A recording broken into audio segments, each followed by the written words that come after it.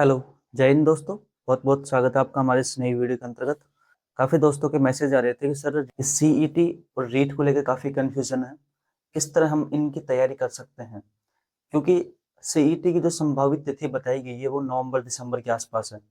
उसी दरमियान कुछ आगे पीछे रीट की लगने की भी पूरी पूरी संभावना है। तो हम किस तरह से इनको एक साथ लेकर चल सकते हैं, एक साथ मैनेज कर सकते हैं, जिससे कि हमारी रीट प्री भी पास हो जाए और हमारा सीईटी भी क्लियर हो जाए। वैसे तो दोस्तों इनके सिलेबस में काफ़ी भिन्नताएं हैं। कुछ एक टॉपिक ही ऐसे हैं जो रीट प्री के सिलेबस में और सीईटी में मिलान कर इस तरह का भी काफ़ी डिफरेंस देखने को मिलता है। हाँ, हम ये कह सकते हैं कि सीईटी और रीट मेंस का सिलेबस काफ़ी हद तक सिमिलर है। रीट मेंस की तैयारी हम सीईटी के साथ करना काफ़ी सुविधाजनक हो सकता है, लेकिन रीट प्री के साथ करना थोड़ा मुश्किल है। हालांकि आप एक्स्ट्रा टाइम देते हैं तो वो भी कवर कर सकते हैं, बाकी एक साथ लेके चलना इनको कुछ पॉइंट्स पर कठिनाई महसूस कर सकते हैं आप। जैसे कि रीट प्री में दोस्तों आपको देखने को मिलता है हिंदी हो गई, इंग्लिश या फिर आप संस्कृत या कोई और विषय लेना चाहते हो वो होगी, आपकी जो पर्यावरण होगी, मैथ्स हो गई और शिक्षण विद्या हो गई और मनोविज्ञान होगी। सीईटी में दोस्तों आपको कुछ ही हिस्सा इनको देखने को मिलता है, जैसे कि आप हिंदी वहाँ देखने को मिल जाती है, इंग्लिश देखने को मिल जाती है, साथ में मैथ देखने को मिल जाती है। लेकिन इनके दोनों की रेफरेंस में इन दोनों के स्तर में काफी अंतर देखने को मिलता है। सीईटी में यकीनन मैथ का स्तर थोड़ा ऊपर आता है, रीट में थोड़ा कम आता है। व्याकरण हिंदी की लगभग सेम वही टॉपिक है, इंग्लिश में भी काफी हद तक वही सेम है। कुछ जो कॉमन टॉपिक है उनको तो पढ़ ही सकते हैं। मैंने जो आपको कुछ दिन पहले स्ट्रेटेजी बताई थी वो रीट और प्री के साथ बताई थी। रीट मेंस का सिलेबस इसमें काफी हद तक सिमिलर है दोस्तों। अगर आप रीट सीईटी की तैयारी करते हैं उससे आपका रीट मेंस का काफी हद तक सिलेबस कवर हो सकता है। जैसे कि राजस्थान का जीके हो गया, ये सीईटी में भी वही टॉपिक्स हैं ऑलमोस्ट, और रीट मेंस में भी वही टॉपिक है। तो आप अगर दोनों को कॉमन साथ लेके चलते हैं तो भी आपकी रीट मेंस में आपको दिक्कत नहीं आएगी। साथ में हिंदी वही रीट मेंस में भी है, रीट प्री में भी है और वही सीईटी में भी है। इंग्लिश रीट मेंस में भी है, रीट प्री में भी है और सीईटी में भी है। मैथ्स आपके रीट मेंस में भी है, प्री में भी है और सीईटी में भी है। हालांकि सीईटी में हो सकता है कुछ टॉपिक ऊपर नीचे हो सकते हैं, तो आप उन कॉमन टॉपिक्स को पहले तैयार करें। तो स्पेसिफिक टॉपिक है जो एग्जाम करीब आती है उस एग्जाम को साथ लेकर तैयारी कर सकते हैं। अलग दोस्तों आपको पार्ट बचता है तो एक तो मनोविज्ञान और एक शिक्षण विधि, तो सिर्फ आपको रीट में रीट मेंस में ही देखने को मिलती है। तो हम ये तो नहीं कह सकते कि रीट प्री और सीईटी बिल्कुल सेम है, हमें किसी एक का चयन करना पड़ेगा दोस्तों। हाँ, मैंने आपको 2 दिन पहले बताया था कि आप रीट मेंस के कुछ टॉपिक अपने साथ जरूर लेके चलें, जैसे राजस्थान जीके हो गया। राजस्थान जीके आप पढ़ते हैं तो आपका सीईटी भी क्लियर हो सकता है उससे।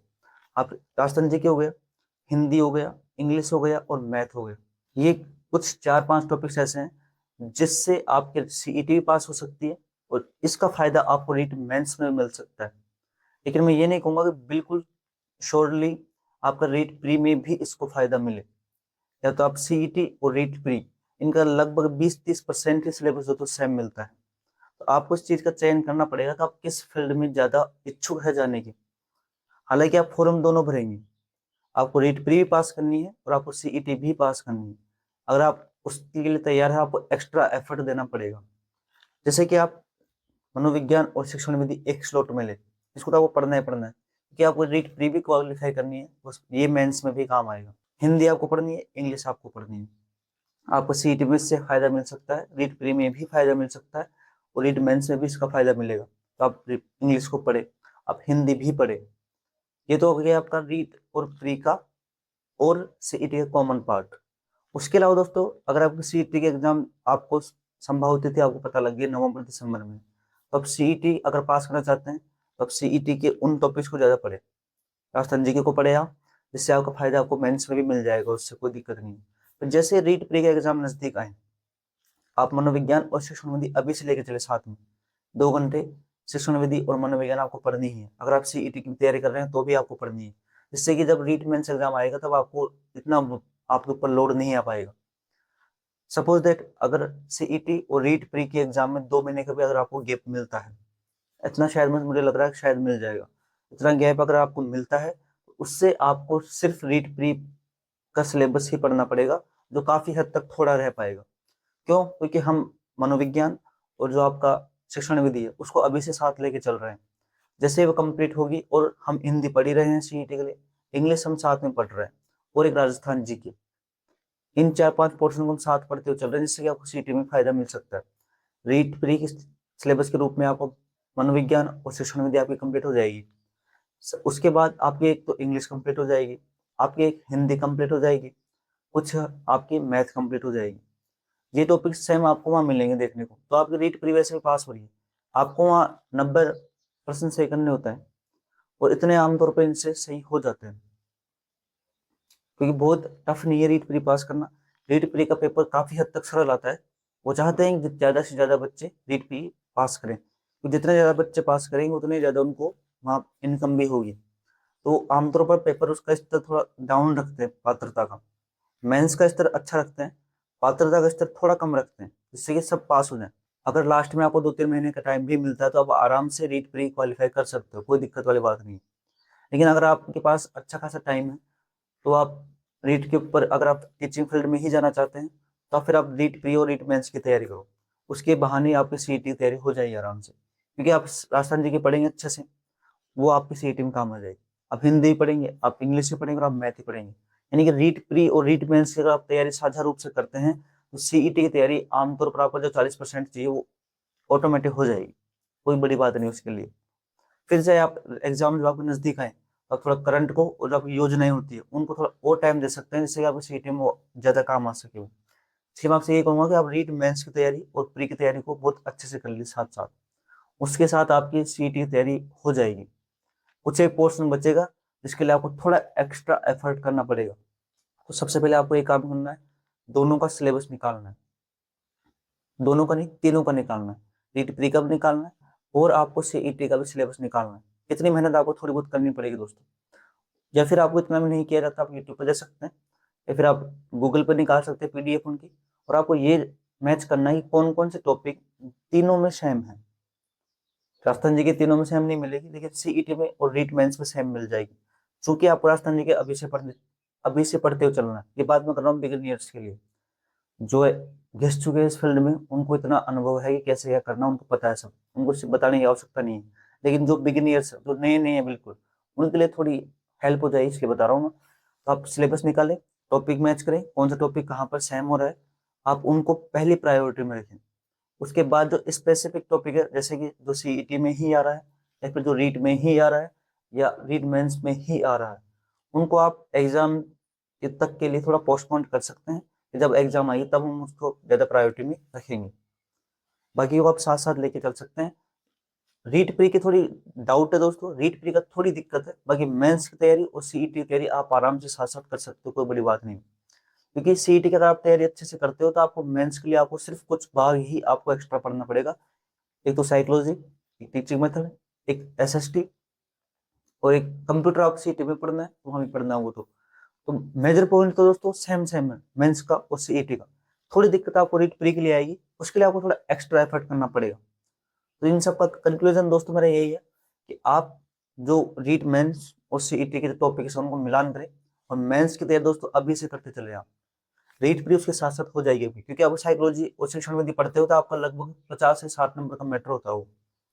फिर आप हिंदी पढ़ते हो, फिर आप इंग्लिश पढ़ते हो, फिर आप मैथ पढ़ते हो, तो आपका 90 से ऊपर नंबर का मैटर आराम से हो जाएगा, कोई बड़ी बात नहीं है। और आपने अच्छे से सीईटी की भी तैयारी कर ली तो मेंस की तो आराम से हो ही रही है, उसमें तो कोई दो राय है नहीं। जो सीईटी का और मेंस का सिलेबस तो सेम ही है, तो आपको कंफ्यूज नहीं होना है। थोड़ा एक्स्ट्रा एफर्ट आपको करना पड़ेगा दोस्तों, आप किसी पे डिपेंड ना रहें, क्योंकि आप कॉम्पिटिटर हैं इस फील्ड में। अगर आप आगे हैं तो आप लोगों से आगे जब भी नहीं कर सकते हैं जब आप लोगों से ज्यादा थोड़ा एफर्ट करें। अब बिगिनियर से मान सकता हूँ कि कुछ डाउट आपके मन में होते हैं तो पूछने भी चाहिए, लेकिन थोड़ी मेहनत आपको अपने स्तर पर भी करनी पड़ेगी। सिलेबस जरूर निकालें इनका, कॉमन टॉपिक्स को अंडरलाइन कर सकते हैं, फिर हाईलाइट कर सकते हैं, उनको आप पहले प्रायोरिटी में रखेंगे। उसके बाद जैसे अभी सीईटी की डेट घोषित हो गई, लगभग अनुमान आ गया, सबका कयास आ गई, नवंबर दिसंबर में होगी। अब उस पर फोकस ज्यादा कर सकते हैं। जैसे रीट का आपको पता लगेगा, जाहिर सी बात है इनमें थोड़ा डिफरेंस तो होगा, गैप, तो उस दरमियान हम सिर्फ रीट स्पेसिफिक पढ़ेंगे, जिससे कि हमारा रीट भी क्वालिफाई हो जाए। क्योंकि हमें ऐसा तो नहीं 150 नंबर चाहिए, अपने को 90 नंबर चाहिए जनरल के लिए। बाकी जो और कैटेगरी है उनको तो 5% और छूट है, उनको केवल क्वालिफाई करना है, क्योंकि रीट प्री का सिर्फ क्वालिफाइंग नेचर होता है, और इतना टफ नहीं आता, आप कर सकते हैं आराम से, कोशिश करेंगे तो। लेकिन आपको दोस्तों अभी से टाइम थोड़ा देना पड़ेगा, 6 घंटे 7 घंटे आपको निकालने पड़ेंगे, जब आप कवर कर पाएंगे, अगर पहली बार में ही चाहिए तो। बाकी आप बार बार घिसना चाहते हो तो आराम से आप टाइम वेस्ट कर सकते हैं। लेकिन दोस्तों कंपटीशन है, कोशिश करो जितना जल्दी घुसे उतना जल्दी से बाहर निकल जाए, क्योंकि एक बार इस लूप में फंस जाते हैं तो उसका फिर खामियाजा में बहुत लंबे समय तक देखने को मिलता है। और आप मेहनत करनी है, आपको पता है कि आपको जॉब चाहिए और उसका एकमात्र रास्ता सिर्फ पढ़ाई है, तो जी तोड़ के घुस जाओ ना यार। ये थोड़ी करना है बार बार एग्जाम देना, आपको अपने मन में ठान लो कि मैं बार बार एग्जाम देने के लिए नहीं बना हूं। एक बार देना है, क्लियर करना है और निकलना है यहाँ से। और आपकी स्ट्रेटेजी सही होती है, आपको कोई तनाव नहीं होता, कोई बड़ी चीज नहीं है, बस स्ट्रेटेजी सही है और कंसिस्टेंटली आप पढ़ रहे हैं। भले आप 1 घंटे पढ़ रहे हैं, भले आप 5 घंटे पढ़ रहे हैं, लेकिन कंसिस्टेंटली अगर आप पढ़ रहे हैं तो आपको उसका फायदा मिलेगा जरूर। लेकिन आप ऐसा करेंगे 2 दिन पढ़ रहे हैं फिर 5 दिन गायब हैं, उसका थोड़ा आपको खामियाजा भुगतना पड़ सकता है। इसलिए आप थोड़ा कंसिस्टेंटली रेगुलर पढ़े बस। भले ही किसी दिन आप 5 घंटे पढ़ रहे हैं तो किसी दिन आपका मन नहीं है, शायद आप 2 घंटे पढ़े, कोई दिक्कत नहीं, लेकिन पढ़े। हाँ, 1 घंटे पढ़ रहे हैं कोई बात नहीं, लेकिन पढ़े। आपको अपनी रूटीन नहीं तोड़ना बस। घर पढ़ाई नहीं होती, लाइब्रेरी ज्वाइन कर लीजिए। सेल्फ नहीं होती, कोचिंग ज्वाइन कर लीजिए। साम दाम दंड भेद, कैसे भी करके हमें जो माध्यम हमें अपनी जॉब तक ले जा सकता है, उस माध्यम को हमें तैयार करना है, सुदृढ़ करना है बेहतर ढंग से। फिर आपकी जीत आपके कदमों में होगी। बहुत ज़्यादा मैं आपका वक्त लूंगा नहीं, काफ़ी दोस्तों के मैसेज आ रहे थे इसलिए मैं वीडियो बनाना पड़ा मुझे, क्योंकि मैं भी नहीं चाहता फालतू बातें आपसे करके आपका टाइम वेस्ट किया जाए। यहीं सर अपना सेशन समाप्त करते हैं। अगर आपके कोई डाउट हो, कोई और क्वेरीज हो तो आप मैसेज में डाल सकते हैं। जैसे मैं फ्री होऊंगा जरूर आपके लिए वीडियो बनाने का प्रयास करूंगा। और अगर मेरे वीडियो से आपको कोई लाभ मिलता है तो आप अपने जो साथी हो रहे हैं उनके साथ शेयर कर सकते हैं, क्योंकि मेरी पीआर टीम तो आप ही हैं। अगर आपको ठीक लगता है तो आप इसको शेयर करें, अपने और परिवार को अपना बड़ा करना अपने, जिससे कि हम और लोगों तक अपनी मदद पहुंचा सके और आप कल को इधर कैमरे के सामने आकर कोई और लोगों की हेल्प कर सकें। ठीक है साथियों, जय हिंद जय भारत।